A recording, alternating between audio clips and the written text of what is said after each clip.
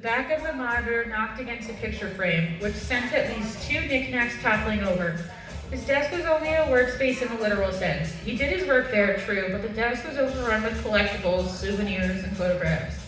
For entertaining the notion of work, he rated his wedding photo, Frankenstein action figure, and a Aruba shot glass. Alright, let's get things situated. He opened up Google Chrome to get to Docs, and another browser to access photos. It felt like he got lost easily amongst numerous tabs, and he liked the simplicity of hovering over Chrome's multicolored icon to see everything he had open at once. He opened a third window for emergencies, namely synonyms and or definition Googling. He patted his side in search of his moleskin until he realized that he was in his pajamas. His red plaid lounge pants had pockets, but they were empty. He switched back to his blank document before rising from his desk. On his way to the living room, he tried the bedroom door. It was still locked. Percy's growl rumbled. He was likely curled up in Sharp's spot on the bed, relishing the chance to snuggle with Melody in the vacated space. The dog's warning ceased as soon as he went down the hall. His coat was thrown on the couch amongst the pile of blankets he rummaged through earlier. He flipped through the pages, looking for his most recent entries. Got it. The soap lady awaited him on the screen. It was a picture he'd taken. Motion blur rented the image with its claws, yet her shape was undeniable. He clicked back to Docs before resuming his reading. Sharp didn't register the first thump, but the second grabbed his attention. Mel, that you? He sat in his chair sideways, arms slung across the back. Thunk. You okay? Thunk, thunk. Percy? This hardly sounded like the lad's tail hitting the ground. It was heavy, a sound not unlike when a bowling ball met the lane for the first time. This, however, had an echo to it. Damn dog. The soap lady greeted him once again. This time, the photo zoomed in to her face. Her crud-filled eyes stared through his. He closed the laptop screen quickly. The sound returned. It was both like and unlike a running faucet at once. It started with a low trickle before gaining volume and speed. Yet it lacked fluidity and soft sound. It can't be hail. It sounds like it's inside.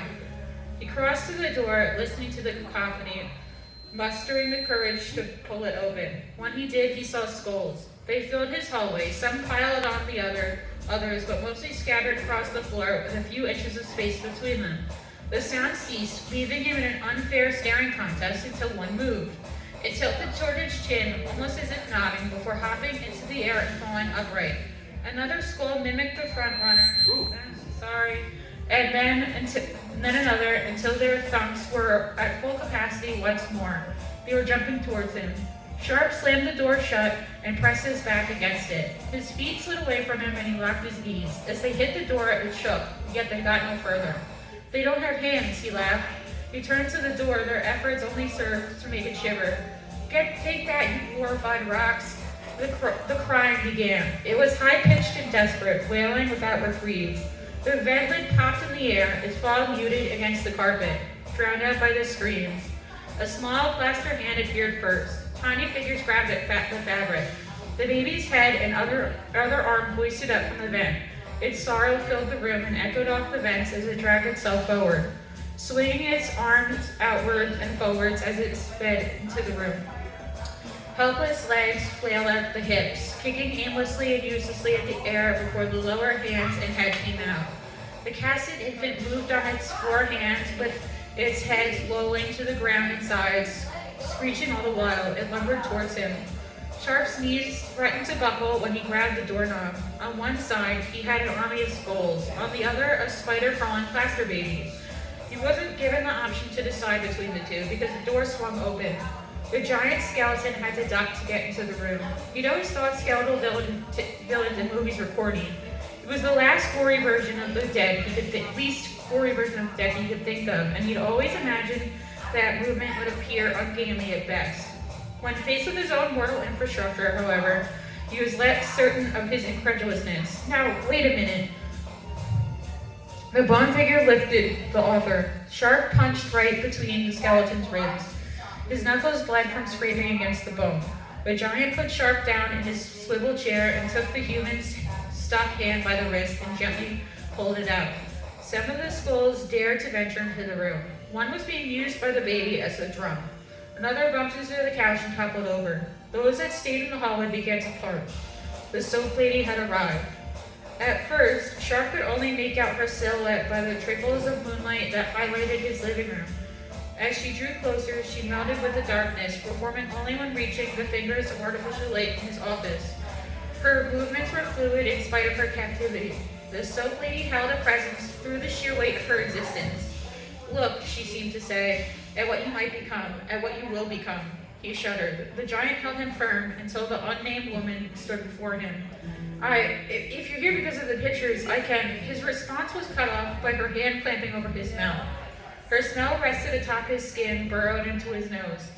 With her grip, she tilted his head upwards and forced Sharp to look into her non-existent eyes to acknowledge her scream. She placed a hand on his chest. The muck spread like moisture on cotton candy. It was a web, rippling movement. The substance, somehow slimy and dry at once, took over. He could feel it blanket his body, his extremities, before slowly rising to his head. The soap lady's head tilted further to the side, almost at a 90-degree angle. As he tried to scream, the muck poured down his throat. She kept eye contact with him until his face was fully covered. Sharp screamed again and again and gargled his own decay. Ethan! The writer opened his eyes to see his office draped in sunlight. He was on the floor beside his couch, his wife leaning over him. Mel, are you okay? I heard you screaming. I guess I had a bad dream. Well, that's called karma. Melody stood up. Meet me in the kitchen for breakfast. You're cooking, but since you had a hard night, I'll make you coffee. Yeah, okay, I'll be right out. He crossed to his desk. The laptop was open. He put his hand on the trackpad and screamed. His knuckles were still bloody. Thank you.